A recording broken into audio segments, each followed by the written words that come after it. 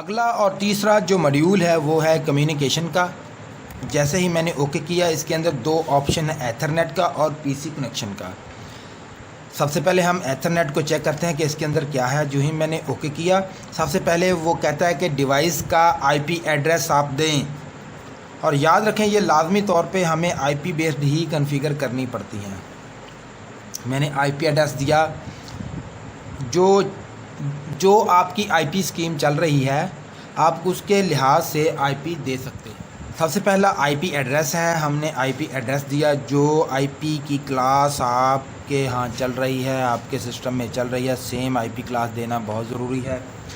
سب net mask 2555555 خود بخود سے آ جائے گا. گیٹ وے اگر آپ دینا چاہیں تو دیں، ڈی این ایس اور ٹی سی پی آئی پی کمپورٹ اگر دینا چاہیں تو، ورنہ ڈیفالٹ ہم یہی 4370 ہی سلیکٹ رہنے دیتے ہیں اور ڈسپلے اسٹائل چیک کر لیتے ہیں.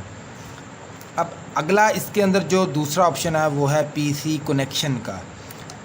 پی سی کنیکشن میں جا کے جو ہی میں نے اوکے کیا تو سب سے پہلا ہے کمیونیکیشن کی. کمیونیکیشن کی وہ پاسورڈ ہے جس کے تھرو یہ ڈیوائس کمپیوٹر سے کنیکٹ ہوگی، اور ڈیوائس آئی ڈی میں آپ کچھ بھی دے سکتے ہیں. ظاہری بات ہے کمپیوٹر کے ساتھ اگر ایسے ہی ہم کنیکٹ کر دیں تو پھر کوئی پرائیویسی تو نہ ہوئی.